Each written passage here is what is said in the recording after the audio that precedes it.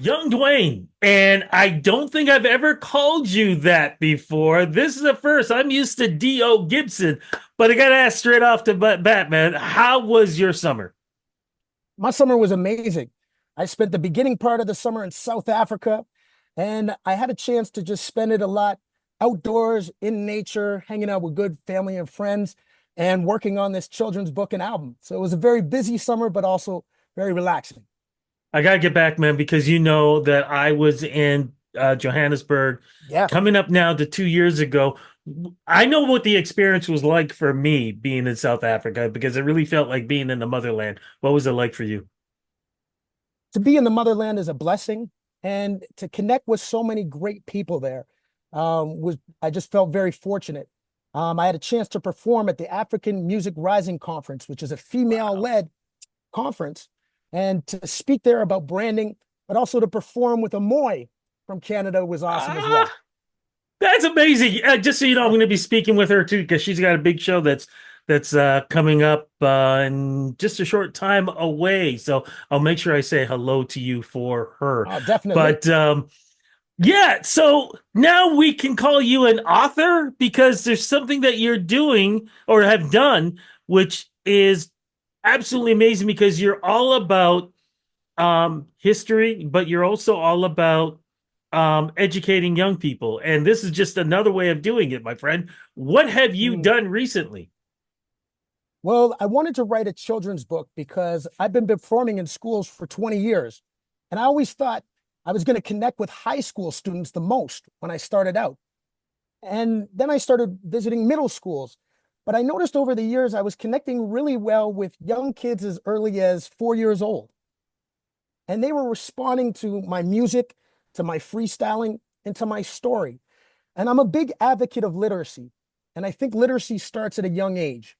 So I wanted to provide kids with a book that they could read, but I also wanted it to be for parents to read to their kids at night to promote children's literacy, and then to have music that goes along with the children's album. And I think it tells a good story, but I think it's really important that kids identify. It doesn't just have to be about me, but you can find yourself in there, whether you're being picked on at school, whether you're being bullied, whether you're facing racism, that maybe you can identify with my story, and it can give you some courage to stand up for yourself. Okay, so what's the book called? And what is the story? And who's our main character? The book is called The Story of How Young Duane Gibson Stayed Driven. Try to remember that one too.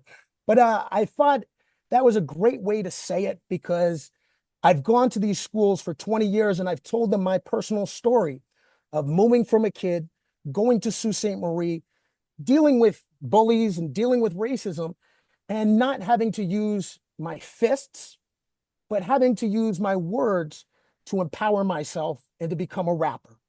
So the protagonist, the central character, is young Duane Gibson, and how he's able to manage dealing with just feeling different at a young age, which I think is a universal concept. Now, you said music is added with this too. That's another concept. Talk about that, please. Well, I wanted to have a soundtrack to the book per se, so that that you could listen to the book, but you could also listen to the album and hear that the music is responding to those same things, so that you can keep on coming back to it.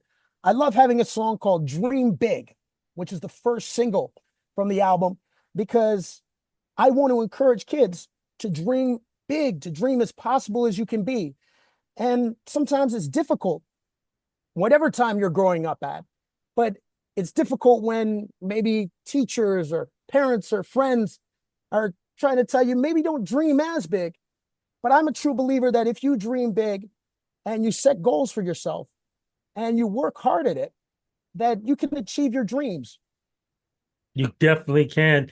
I know this book is for everyone, but for somebody Mm. like myself who is twice as old as you are, growing up, I never saw books that reflected me in Yeah, the story. How important is that for you to be able to have that reflection? We see more of that now, yeah. but for me, whenever I see it, I get excited. It was important for me to represent being a young person of color, And I also speak about my dad in the book. And I think that's important too, because I think it's always needed to have more Black father role models. And I was very fortunate to have my father as a role model in my life. So I also wanted to say, this is my dad. He was always around for me. And I think that's going to be a very important message for young racialized kids. Any chance that you're going to take this portion on the road? Because I think this would be amazing for young folks to get involved with you one on one personally. Well, I'm looking forward to the school tours that I have. I'm going out to British Columbia and performing songs from the album, bringing copies of the book with me. And I'll be in Toronto in November, the week of the book launch, and working with the Toronto Catholic District School Board Uh, on the launch of the book. So I'm really happy that it's going to find its way into so many kids' hands because of the amount of school shows that I do. And then to carry on in February to resume the school tour and bring that message for Black History Month too. Absolutely. What message do you have for any kids who are being bullied, and a message to the ones who are doing the bullying? Because sometimes you have no idea what their story is to cause them to be bullies. I'm going to come back to saying literacy is very important.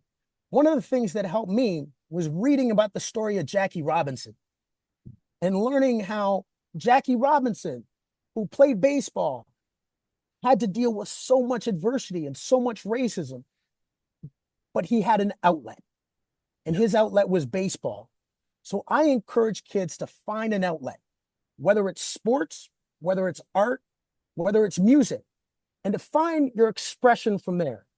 It's not about being famous and it's not about being viral. I think it's more about finding something to be able to express yourself. And that goes for somebody who has been bullied, but I also think it goes for bullies and bulliers, is to find yourself and express yourself through an outlet, because that's a healthy way to express any aggression, any frustration that you might have from teachers, parents, friends, but it's a healthy way to express that. I was just hearing the story this morning about Charles Barkley and Shaquille O'Neal and how they got into a fight in the early 90s playing basketball. And after they got into this fight, Charles Barkley's mother called and she said, you shouldn't be fighting on TV and you should hug it out, because it's important you teach young kids to be able to hug it out. And I thought, wow, that's a powerful message, because Charles Barkley said he didn't want to be a role model, but he's aware that he is a role model. And I think throughout their careers, they have shown that when you have a problem, you can work it out and you don't have to resort to violence, and you don't have to resort to calling people mean names, but you can talk it out and you can hug it out. All right. When is this all going to be available? The book, the album, when is it all going to be available for us? The album is coming first. That is on October 25th. And then the book goes live on November 15th. Sounds like a good combination for a holiday gift, do you think? Well, the Black Friday special. I'm really looking forward to. I'm really looking forward to putting into young people's hands, especially around Christmas. And the book only takes 10 minutes to read. So being a parent and remembering of reading to my kids every night, I always found 10 minutes was the perfect bedtime story. Not Yeah. too short, not too long, good message involved. And I think it's a great holiday gift. Now, before we go, two questions. One, don't you have a big trip that's coming up as we speak next week? I will just got back in from Montreal to shoot a music video from the Mhm. project. And next week I will be in Amsterdam to celebrate my birthday and to have an event there before heading to Portugal. So it's going to be a busy time. And last but not least, are you going to have time to see the Survivor Series, WWE? And from everything that we've been seeing, how do you think this is going to work out? Plus the fact, I don't know if you've heard or not, but there has been rumored that the um, WrestleMania main event was supposed to be um, who am I thinking of? The Rock basically is supposed to be involved with the main event, and there's talk that he may not be involved with this now because he was supposed to go up against Cody Rhodes. You know the whole story. Yep. Do you think this is going to happen, or do you think it's not going to happen? I think it's going to happen. Okay. What the great thing about wrestling is, it's about storytelling. Yeah. And this is a great next chapter of the story. Yeah. It is very cool to see how Cody Rhodes has finally come out from being the underdog to finally getting his rightful claim in the game. And not just in front of people that like love wrestling history, but Mm-hmm. in mainstream history. And I think it's really cool that this McMahon documentary has come out, Mm. because one of my favorite things about that documentary was when they said how much wrestling has influenced pop culture and how much wrestling is a reflection of pop culture.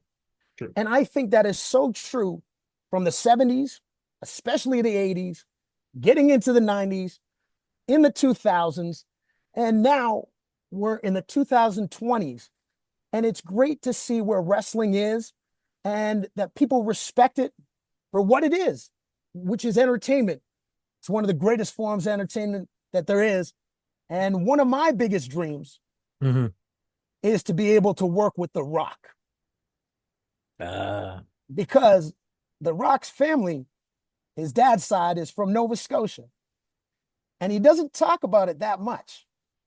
But I would love to see him talk more about it, because I represent Black Canadian culture 365. And I'd love for The Rock to be able to speak about his Black history. And I'd like to just be around in his presence when he does it. Okay, so if it happens, the original tribal chief, Cody Rhodes, and The Rock, if it does happen at WrestleMania, three-way, who do you think would take it? And also going back again, Survivor Series, what do you think is going to happen with this? I'm not sure about Survivor Series. I haven't been able to pay attention the last month, Mm-hmm. but I think The Rock's going to win.